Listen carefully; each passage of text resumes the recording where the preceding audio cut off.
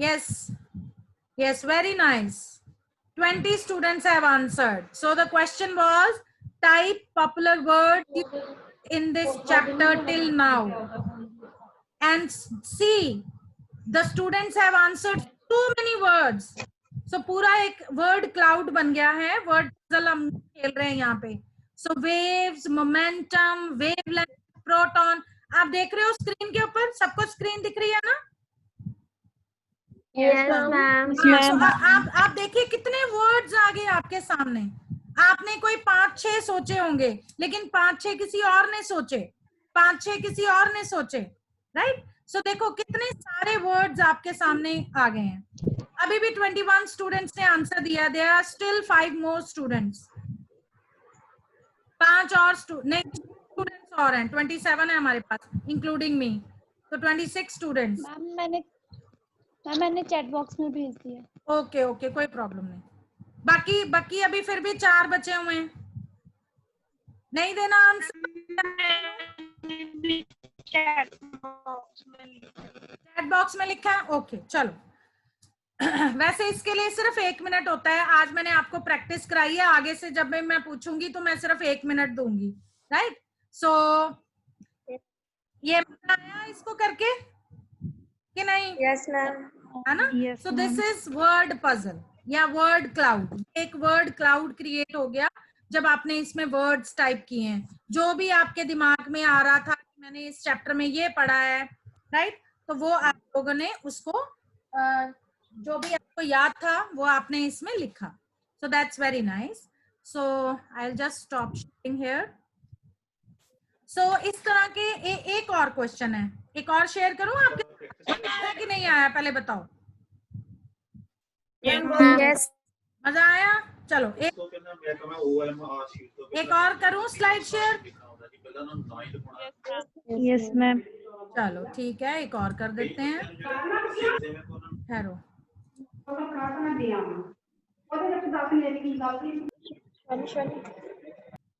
Yes. चलो एक और मैं क्वेश्चन पूछ रही हूँ आपके साथ. कोई किसी के पीछे पेरेंट्स बोल रहे हैं, आप अपना माइक म्यूट कर लो. हाँ जी. सो सेकंड क्वेश्चन देखो मेरी screen. So second question is, dual nature of material particle was suggested by. जो डुअल नेचर था पार्टिकल का वो किसने सजेस्ट किया था? हाइजेनबर्ग ने, डी ब्रॉगली ने या श्रोडिंजर ने? सो देना भी शुरू कर दिया. That's so sweet. That's very nice. Very good. Answer दिया है, लेकिन बाकी भी आप अपना आंसर बताएं. ये मैंने वैसे पहले स्क्रीन शेयर कर दी, करनी नहीं चाहिए थी. So dual nature of material particle was suggested by Heisenberg, de Broglie या श्रोडिंजर. कोई जरूरी नहीं है ये बच्चे जो आंसर दे रहे हैं वो सही है. जो आता है वो आंसर दो. मैं नहीं बताऊंगी क्या आंसर है, मैं बाद में बताऊंगी. सो 10 students have answered. Very nice. 10 students, 13. Now 13, 14. Very nice. Half minute is left. Hurry up. I want everybody's answer. 26 बच्चों का आंसर आना चाहिए यहाँ पे.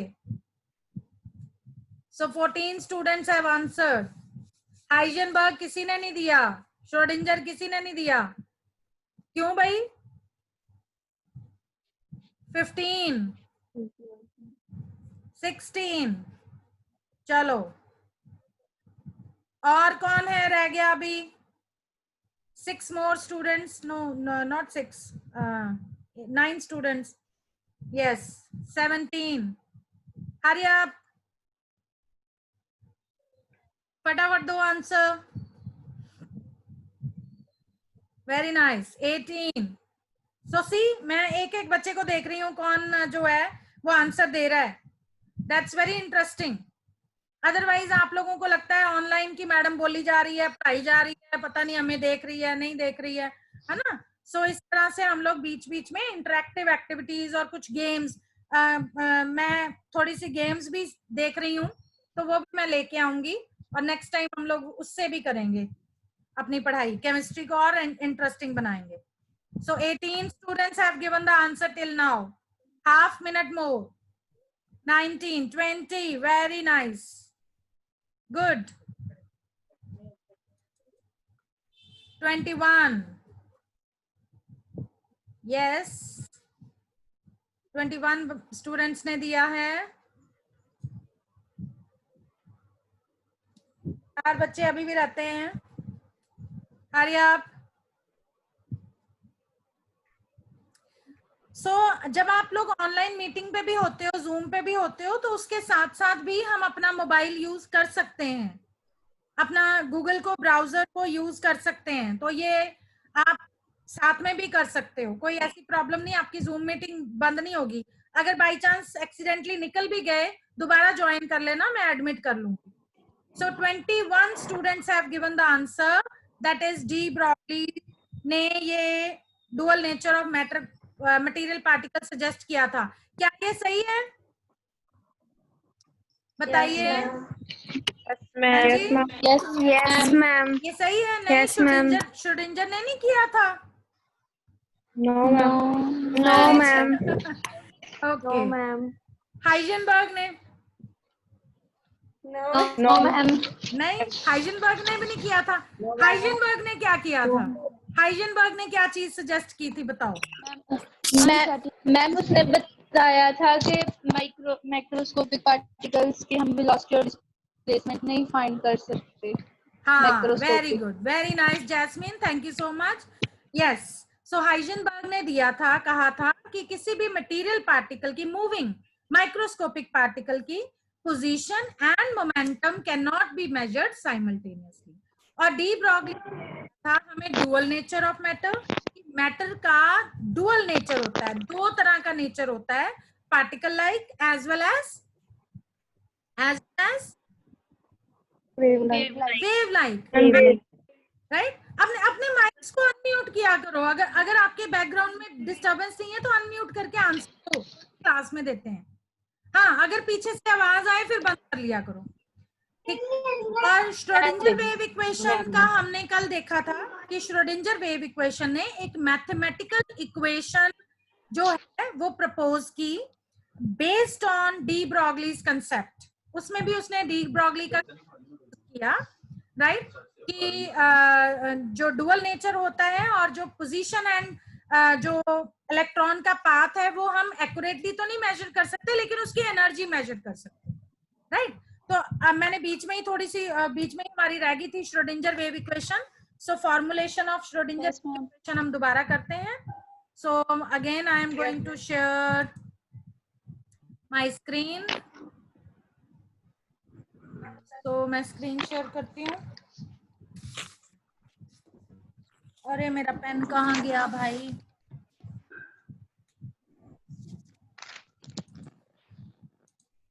एक मिनट. तो हमने कहाँ तक किया था? Formulation of Schrodinger wave equation किया था ना हमने. Yes, ma'am. सो हाँ, यहाँ तक किया था, पर लिखने वाला मुझे पेन ही नहीं मिल रहा. कहाँ चला गया मेरा पेन? एक मिनट में अपना पेन ढूंढ लूं जरा. मेरा पेन कहीं गुम हो गया है.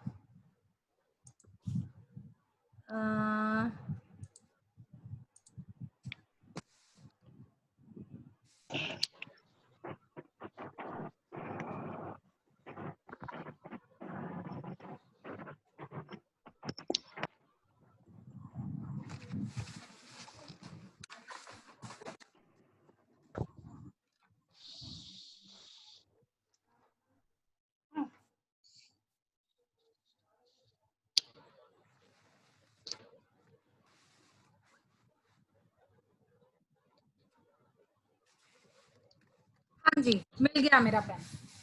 इधर नीचे कहीं घुसा हुआ था. हाँ जी, चलो कोई बात नहीं, कई बार ऐसा हो जाता है, राइट. चलो, सो यहाँ तक हम लोग पहुंचे थे और हमारा वीडियो जो है वो बीच में ही बंद हो गया था. सो ये तक मैंने आपको समझाया था d2 psi by dx square, right, is equal to minus, हाँ यहां तक पहुंचे थे हम लोग, बताओ, ये पॉइंट मैंने डिस्कस कर लिया, ये पॉइंट डिस्कस, यस मैम। हाँ, so d2 psi over dx square is equal to -4 pi square m square by h square into 2e minus v by m psi. ठीक है, तो यहाँ इक्वेशन हमने कर ली थी। जब हम इसको फर्दर सॉल्व करेंगे, इस 2 को मल्टीप्लाई कर देंगे 4 के साथ, तो हमारी इक्वेशन आ जाएगी d2 psi by dx square is equal to -8 pi square m by h square e minus v psi. तो ये इक्वेशन बन जाएगी। ठीक है, अब क्योंकि ये यहाँ पे राइट हैंड साइड में माइनस में है हमारी इक्वेशन, सो हम क्या करेंगे, इसको ले आएंगे लेफ्ट हैंड साइड में। तो जब लेफ्ट हैंड साइड में लेके आओगे, ये इक्वेशन बन गई d2 psi by dx square plus 8 pi square m by h square into e minus v psi equal to 0। So this is Schrodinger wave equation for a particle in x direction only, on x axis या x direction only। So ये जो है हमारे पास equation आई है, ये अभी हमने साई की इक्वेशन निकाली है, Schrodinger wave इक्वेशन निकाली है in terms of x only, in one direction, right? So similarly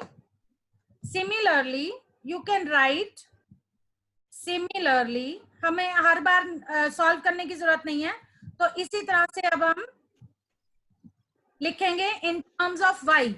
So d2 psi by dy square plus 8 pi square m by h square into e minus v psi equal to 0। So ये भी Schrodinger wave equation है in y direction, in y direction, in y on y axis। So this is for y variable। ठीक है, similarly मैं आगे चलती हूँ।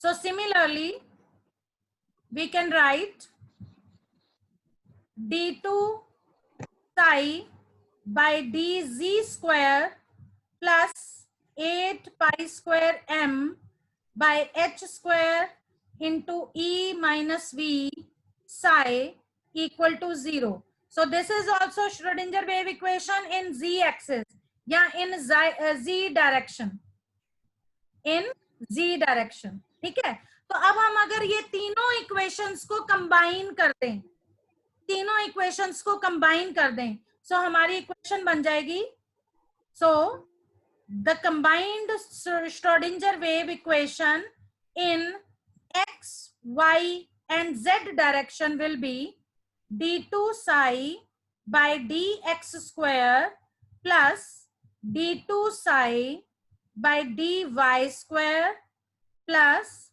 d2 psi by dz square plus 8 pi square m by h square into e minus v psi equal to 0। So this is the total wave equation. This is the combined wave equation. So this is Schrodinger wave equation in 3 dimensions, in 3 directions। ठीक है, so चलिए, इतना समझ में आया? इतना Yes, ma'am. Yes ma'am। So ये equation है, which is this equation is the, ये वाली जो इक्वेशन है, this equation is the basis of wave mechanical model of an atom। This is a basis of, the basis of wave mechanical model of an atom। ठीक है, और ये जो है इक्वेशन, ये 3 कोऑर्डिनेट्स के ऊपर डिपेंड कर रही है, x, y and z axis. ठीक है, सो लिख लो आप, लाइन लिख लो, मैं बोलती हूँ। the dependence of wave equation on all the three coordinates, the dependence of wave equation on all the three coordinates suggests that quantum mechanical model, आप लिख रहे हो कि नहीं? Yes, ma'am. हाँ. Yeah, ma'am. The dependence of wave equation on all the three coordinates suggests that mechanical model considers the charge of electron. हाँ जी. Suggested that से आगे क्या है? Suggests that quantum mechanical model, मैं यहाँ लिख देती हूँ, quantum mechanical model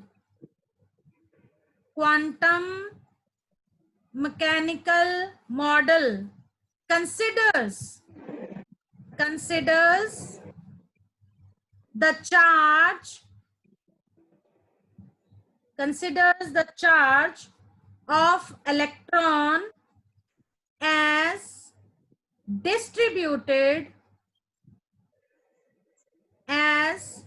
distributed about the nucleus या around the nucleus in 3 dimensions. So ये जो है dependence of wave equation on all the 3 coordinates, ये suggest करती है कि जो quantum mechanical model है, right, it considers the charge of electron as distributed about the nucleus in 3 dimensions. ठीक है, right? So यही जो Schrödinger wave equation है, it can also be written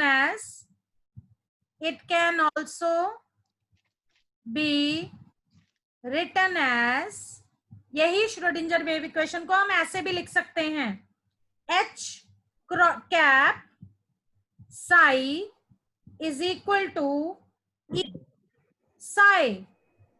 मैं फिर से बोलती हूँ, H कैपिटल कैप, इसको कैसे बोलना है? Cap. H cap psi is equal to E psi, where H cap is called Hamiltonian operator.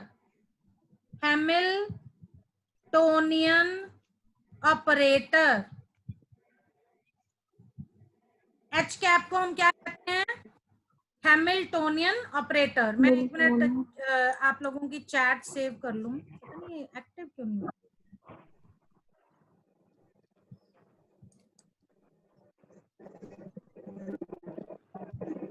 एक मिनट, मैं ना चैट सेव कर लूं, फिर दोबारा आती हूँ उस पे. Save chat. मेरा ख्याल आप सबने अटेंडेंस लगा दी होगी ना? मैम नो, नहीं लगाई. क्यों? चैट बॉक्स में अटेंडेंस लिखो ना, अपना नाम, रोल नंबर, नेम लिख दिया. अब सबने लिख? Yes ma'am. कोई रह तो नहीं गया? No ma'am. ओके, मैं अब सेव करने लगी हूँ चैट, क्योंकि फिर ना बंद हो जानी मीटिंग. श्रुति, जैस्मिन ने लिख दिया. और कोई रहता है? सो सेव चैट. राइट. सो मैं दोबारा स्क्रीन. राइट. सो H cap जो है, what is H cap? H cap is called Hamiltonian operator. आपने एक और ऑपरेटर पहले पढ़ा, कल हमने पढ़ा था लैप्लेशियन ऑपरेटर. लैप्लेशियन ऑपरेटर था del square. Laplacian operator del square is called Laplacian operator, whereas H cap is called Hamiltonian operator. ये साइंटिस्ट के नाम के ऊपर है, हैमिल्टोनियन ऑपरेटर. ठीक है. सो श्रोडिंजर वेव इक्वेशन को हम इस फॉर्म में भी लिख सकते हैं, H cross psi is equal to E psi, where ये जो H क्रॉस है हैमिल्टोनियन ऑपरेटर है, and this is equal to इसको हम ऐसे लिख सकते हैं, ये ई उधर चला जाएगा ना, इसको हम ऐसे लिखेंगे, del square plus 8 pi square m by h square, E नहीं आएगा यहाँ पे, psi, sorry, that is psi. So h square, h cap is equal to Hamiltonian operator is equal to del square, ये सारा, because this thing is del square, ये सारी चीज del square है, Laplacian operator. So del square psi भी आएगा साथ में, plus 8 pi square m psi by h square. So this is Hamiltonian operator. ठीक है, ये Hamiltonian operator होता है. सो हम श्रोडिंजर वेव इक्वेशन को इस फॉर्म में भी लिख सकते हैं, राइट? और इसको हम कहते हैं time independent Schrödinger wave equation. This equation is called time independent Schrödinger wave equation. Time independent Schrödinger equation. ठीक है,